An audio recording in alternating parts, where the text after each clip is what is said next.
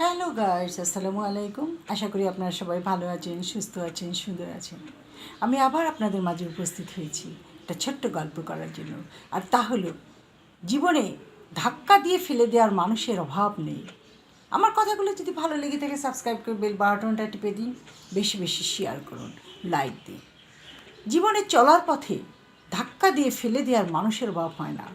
যদি কাউকে দেখেছে বিজনেসের চরম শিখরে উঠে গেছে, তাকেও ধাক্কা দিতে দুবার চিন্তা করে না। ভালো চাকরি করছে, স্বচ্ছন্দে চলছে, সচ্ছলতায় চলছে, তাকেও ধাক্কা দিতে চিন্তা করে না। জীবনে ধাক্কা দিয়ে মানুষের অভাব নাই, কিন্তু সে যে ধাক্কা দিয়ে নর্দমায় পড়ে গেল, সেখান থেকে টেনে তোলার মতন মানুষ খুবই কম। মানুষের অভাব বেশি। সময় ও পরিস্থিতি মানুষকে যে কোথায় নিয়ে যেতে পারে সে বলতে পারে না। সমাজ এই যে সময় এবং পরিস্থিতি যে মানুষকে কোথায় নিয়ে যায় কেউ বলতে পারে না। এক ভদ্রলোক ছিলেন, তিনি ব্যবসা বাণিজ্যের দোকানপাটে ভালো ব্যবসা করতেন, স্বচ্ছন্দে চলতেন। একটা ছেলে একটা মেয়ে লেখাপড়া শিখে বিদেশে থাকে। এই ভদ্রলোকের 3টা ভাই ছিল, তারা কিছু করতো না, কিন্তু ভদ্রলোক তাদেরকে সাহায্য করতো, ভীষণ সাহায্য করতো, আর বলতো তোরা কিছু কর, না করলে কেমনে চলবে। 3 ভাই একদিন ষড়যন্ত্র করলো। বড় ভাই যখন রাতে বাসায় ফিরছিল, ঠিক তখনই তারা 3 ভাই 3 দিক থেকে ছেলে পেলে নিয়ে বড় ভাইকে আটকে দিল এবং পিটাতে পিটাতে বড় ভাইকে মেরে ফেলল। তারপর ভাবিকে বাড়ি থেকে বের করে দিল। সেই বড় ভাইয়ের বাড়ি, দোকানপাট, ব্যবসা বাণিজ্য সব 3 ভাই দখল করলো। বিদেশে ছেলে মেয়ে কথা শুনতে পেরে দ্রুত গতিতে দেশে ফিরে আসে। আইনের আশ্রয় নেয়, কিন্তু করার কিছু থাকে না। আইন তখন শক্ত হয়ে যায় এবং তাদের হাতে কোনো ডকুমেন্টস না থেকে বড় ভাইয়ের হত্যার দায়ে 3 ভাইকে কারাদণ্ডে দণ্ডিত করা হয়। পরে ছেলে তার সয় সম্পত্তি ফিরে পায়, কিন্তু বাবাটাকে কি ফিরে পেল? পেল না তো। তাই বলছি যে মানুষের জীবনটাকে এইভাবেই নষ্ট করে দেয়, এভাবেই একটার পর একটা খুন খারাপি ভাইরাই করে, আত্মীয়স্বজন করে। এটাই হলো তাকে ধাক্কা দিয়ে নর্দমায় ফেলে দেওয়া, টেনে তুলে দেওয়া কেউ নাই। তাই সময় এবং পরিস্থিতি মানুষকে কিভাবে যে বিপদে ফেলে দেয় তা কেউ বলতে পারে না।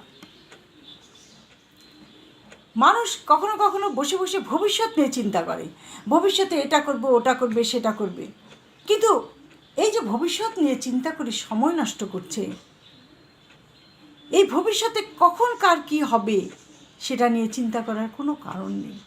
1 মিনিটের যার বিশ্বাস নেই, সে ভবিষ্যৎ নিয়ে কিভাবে চিন্তা করবে? দেখা গেল সে আশা করেছে একরকম, ভবিষ্যৎ হয়ে গেছে আর এক রকম। যেটা চিন্তা করেছিল সেটা নাও হতে পারে। হয়তো ভেবেছিল সন্তানদের মানুষের মতো মানুষ করবে, দেখা গেল সন্তানটাই মানুষ হলো না। হয়তো ভেবেছিল বাড়িটাকে পাকা করে 4 তলা করবে, হয়তো দেখা গেল সে টিন শেড বাড়িতেই সে রয়ে গেল। কাজেই ভবিষ্যৎ নিয়ে কারও হাত নেই। এই ভবিষ্যৎ নিয়ে চিন্তা না করে বরঞ্চ বর্তমান নিয়ে চিন্তা করতে পারেন, কারণ বর্তমানটা আপনার হাতে। বর্তমানে আপনি কি করবেন, কিভাবে সন্তান মানুষ করবেন, কিভাবে আপনি আপনার সন্তানদেরকে করবেন, মানুষের মতো মানুষ করে তাদেরকে নিজের পায়ে দাঁড় করাবেন, সেটা নিয়ে চিন্তা করেন। বর্তমানে আপনি কি করতে পারবেন, কি করতে পারবেন না, সেটা নিয়ে ভাবেন। আর যে কোনো কাজ আপনার মন যেটাকে সায় দেয় সেটাই করেন, কারণ মনের বিরুদ্ধে আপনি কখনোই যাবেন না, কিছু করার দরকার নেই।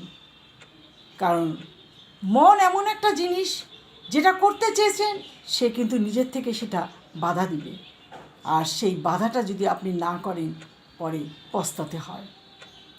মানুষের ভুল থেকে কিছু শেখার থাকে। যেমন কোনো কাজ, কোনো কিছু করতে যেয়ে সে ভুল করে ফেলেছে, সেই ভুল থেকেই তাকে শিক্ষা লাভ করতে হবে। এক ভদ্রলোক, তার 4টা ছেলে। বড় ছেলেটাকে মানুষের মতো মানুষ করেছে, ছোট ছেলেটা, মেজো ছেলেটা, সেজো ছেলেটা সেভাবে লেখাপড়া করতো না। বাবার প্রচুর আছে, তাদের পায়কে গাড়ি চালাতো, ঘুরে বেড়াতো, এটা করতো, ওটা করতো, সেটা করতো, কোনো বেপরোয়া ছিল। একদিন রাতের বেলায় বন্ধুদের সাথে টেক্কা দিয়ে মেজো ছেলে গাড়ি চালায় আসছিল, গাড়িটা অ্যাক্সিডেন্ট হয়, স্পট ডেড। সেজে ছেলেটা, ছোট ছেলেটা তখন ওর বাবাকে বলে, মেজো ভাইয়া খুব ডেয়ারিং ছিল, যেভাবে গাড়ি চালায়, ওর গাড়ি চালালে ওই গাড়িতে উঠতে ভয় করে। তখন তার বাবা বলছে, তোমরা কি ভালো? তোমরাও তো ভালো না, তোমরাও কেন এরকম হলে আমাকে বলতে পারো? আমি তো কষ্টের কোনো ত্রুটি করি নাই, 4 সন্তানকে তো একইভাবে দেখেছি, 4 রকম করে তো দেখি নাই। তাহলে তোমার বড় ভাই যদি মানুষের মতো মানুষ হলো, তোমরা হলে না কেন? তখন ছোট ছেলে বলল, ঠিক আছে বাবা, কালকের থেকে আমি ভার্সিটিতে যাওয়া শুরু করব। সেজে ছেলে একটা কথাও বলল না। তার কিছুদিন পর দেখা গেল সেজে ছেলে বদ্ধ মাতাল হয়ে ঘরে ফিরেছে। মা জিজ্ঞাসা করলো, কেন তুমি এই ছাইপাশ খেয়েছো? সে বাহানা করে বলল, মেজো ভাইকে ভুলতে পারছি না তাই খেয়েছি। তার বাবা বলল, শুধু এইটুকুই আমার দেখতে বাকি ছিল, আজ তোমরা আমাকে এটাও দেখালে। তো এই হলো ঘটনা। সন্তানদের মানুষ করা বড় কঠিন। মানুষের মতো মানুষ করতে হলে সন্তানদেরকেও তাদের ইচ্ছা থাকতে হবে।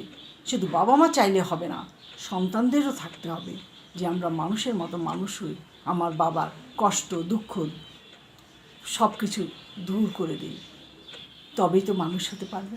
কাজে সন্তানদের প্রতি খেয়াল রাখবেন। সন্তানরা কার সাথে মিশছে, কোথায় যাচ্ছে, কেন আসতে দেরি করছে, এদিকটা খেয়াল রাখবেন। তবেই হয়তো কোনো বড় বিপদ থেকে সন্তানটা বেঁচে যেতে পারে। আজ এই পর্যন্ত। ভালো থাকেন, সুস্থ থাকেন। আল্লাহ হাফেজ।